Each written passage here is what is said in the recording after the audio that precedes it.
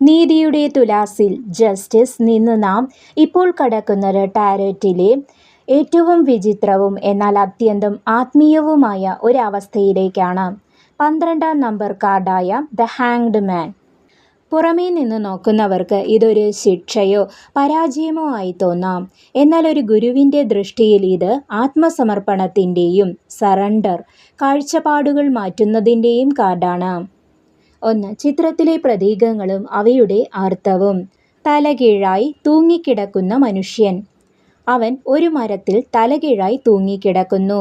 ഇത് ലോകത്തെ സാധാരണ രീതിയിൽ കാണുന്നതിന് പകരം മറ്റൊരു കോണിലൂടെ പെർസ്പെക്റ്റീവ് കാണാനുള്ള ശ്രമത്തെ സൂചിപ്പിക്കുന്നു.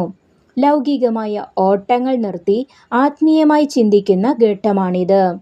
പ്രഭാവലയം ദ ഹാലോ. അവൻ്റെ തലയ്ക്ക് ചുറ്റുമുള്ള മഞ്ഞ വെളിച്ചം ശ്രദ്ധിക്കുക.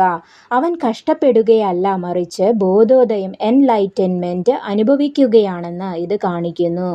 മനസ്സ് ശാന്തമാകുമ്പോൾ ഉദിക്കുന്ന പ്രകാശമാണിത്. ജീവനുള്ള മരം ദ ലിവിങ് വുഡ്. അവൻ തൂങ്ങിക്കിടക്കുന്ന മരം ഉണങ്ങിയതല്ല, അതിൽ പച്ചിലകളുണ്ട്. ഇത് സൂചിപ്പിക്കുന്നത് ഈ നിശ്ചലാവസ്ഥ, സ്റ്റാഗ്നേഷൻ, മരണമല്ല, മറിച്ച് പുതിയൊരു ജീവൻ്റെ തുടക്കമാണെന്നാണ്. കെട്ടാത്ത ഇടതുകാൽ. അവൻ്റെ ഒരു കാൽ കെട്ടിയിട്ടുണ്ടെങ്കിലും മറ്റേ കാൽ സ്വതന്ത്രമാണ്. ഇത് കാണിക്കുന്നത് അവൻ സ്വമേധയാ തിരഞ്ഞെടുത്ത ഒരവസ്ഥയാണിത് എന്നാണ്. അതായത് സത്യം കണ്ടെത്താനായി അവൻ നടത്തുന്ന ഒരു ത്യാഗം. കൈകൾ പിന്നിൽ കെട്ടിയിരിക്കുന്നു. ഇത് കർമ്മങ്ങളിൽ നിന്നുള്ള താൽക്കാലിക വിട്ടുനിൽക്കലിനെ സൂചിപ്പിക്കുന്നു. ഇപ്പോൾ പ്രവർത്തിക്കാനല്ല, മറിച്ച് അനുഭവിക്കാനും തിരിച്ചറിയാനുമുള്ള സമയമാണ്. 2. നിറങ്ങളുടെ രഹസ്യം. നീല ബ്ലൂ. അവൻ ധരിച്ചിരിക്കുന്ന നീല ജാക്കറ്റ് വിജ്ഞാനത്തെയും ഉപബോധ മനസ്സിനെയും സൂചിപ്പിക്കുന്നു. ചുവപ്പ് റെഡ്. അവൻ്റെ പാൻറ്റിലെ ചുവപ്പ് നിറം ഭൗതികമായ ആഗ്രഹങ്ങളെയും ശരീരത്തെയും സൂചിപ്പിക്കുന്നു.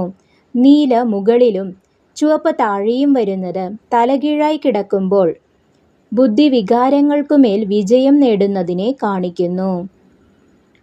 മഞ്ഞ യെല്ലോ. അവൻ്റെ ചെരുപ്പുകളുടെയും പ്രഭാവലയത്തിൻ്റെയും മഞ്ഞ നിറം ആത്മീയമായ ഉന്നതിയെയും സന്തോഷത്തെയും പ്രതിനിധീകരിക്കുന്നു. 3. ഭൗതികവും ആത്മീയവുമായ വശങ്ങൾ. ഭൗതിക തലം. കാര്യങ്ങൾ വിചാരിച്ച പോലെ നീങ്ങുന്നില്ല എന്ന് തോന്നാം. ഒരു തടസ്സം അനുഭവപ്പെടാം. എന്നാൽ ഇത് വിശ്രമിക്കാനുള്ള സമയമാണ്. നിർബന്ധപൂർവം കാര്യങ്ങൾ ചെയ്യാൻ ശ്രമിക്കരുത്. വിട്ടുകൊടുക്കുക, ലെറ്റ് ഗോ.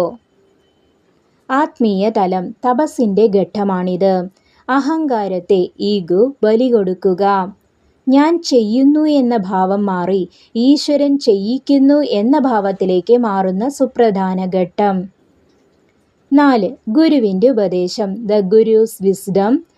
പ്രിയ ശിഷ്യ, ദ ഹാങ്ഡ് മാൻ നിനക്ക് നൽകുന്ന വലിയ പാഠം കാഴ്ചപ്പാട് മാറ്റുക, ചേഞ്ച് ഓഫ് പെർസ്പെക്റ്റീവ് എന്നതാണ്. ജീവിതത്തെ എങ്ങനെ നയിക്കാം? 1. തിടുക്കം വേണ്ട. ലോകം മുഴുവൻ ഓടുമ്പോൾ നീ അല്പനേരം ഒന്ന് നിൽക്കുക. നിശ്ചലമായിരുന്നാൽ മാത്രമേ നിനക്ക് നിന്റെ ഉള്ളിലെ ശബ്ദം കേൾക്കാൻ കഴിയൂ. 2. ത്യാഗം ചെയ്യുക. വലിയ കാര്യങ്ങൾ നേടണമെങ്കിൽ ചെറിയ താൽപ്പര്യങ്ങൾ ഉപേക്ഷിക്കേണ്ടി വരും. നിന്റെ അഹങ്കാരത്തെ ഈ മരത്തിൽ തളച്ചിടുക. 3. മറ്റൊരു വശം കാണുക. നിനക്ക് തെറ്റെന്ന് തോന്നുന്ന കാര്യങ്ങളെ മറ്റൊരാളുടെ കണ്ണിലൂടെ നോക്കാൻ ശ്രമിക്കുക. ലോകം നീ വിചാരിച്ചതിനേക്കാൾ എത്രയോ വലുതാണെന്ന് നീ തിരിച്ചറിയും. സൂക്ഷ്മമായ ഒരു രഹസ്യം കൂടി. അവൻ്റെ കാലുകൾ ചേർത്ത് വെച്ചിരിക്കുന്നത് നോക്കിയാൽ ഒരു 4 എന്ന അക്കം പോലെ തോന്നും. അവൻ്റെ കൈകളും തലയും ചേർന്ന ഭാഗം ഒരു ത്രികോണത്തെയും 3 സൂചിപ്പിക്കുന്നു. ഇത് ഭൗതിക ലോകവും 4 ആത്മീയ ലോകവും 3 തമ്മിലുള്ള പൊരുത്തത്തെ നിഗൂഢമായി കാണിക്കുന്നു. നിശ്ചലതയിലൂടെ മാത്രമേ ചലനത്തിൻ്റെ അർത്ഥം മനസ്സിലാകൂ എന്നതാണ് ഇതിൻ്റെ പൊരുൾ. അടുത്തതായി മാറ്റത്തിൻ്റെയും പരിവർത്തനത്തിൻ്റെയും ഒരു ഘട്ടം അവസാനിച്ച് മറ്റൊന്ന് തുടങ്ങുന്നതിൻ്റെയും പ്രതീകമായ ഡെത്ത് 13-ാം നമ്പർ കാർഡിലേക്ക് നമുക്ക് കടക്കാം. പേടിക്കേണ്ടതില്ല, ഇത് മരണമല്ല, മറിച്ച് പുനർജന്മമാണ് സൂചിപ്പിക്കുന്നത്.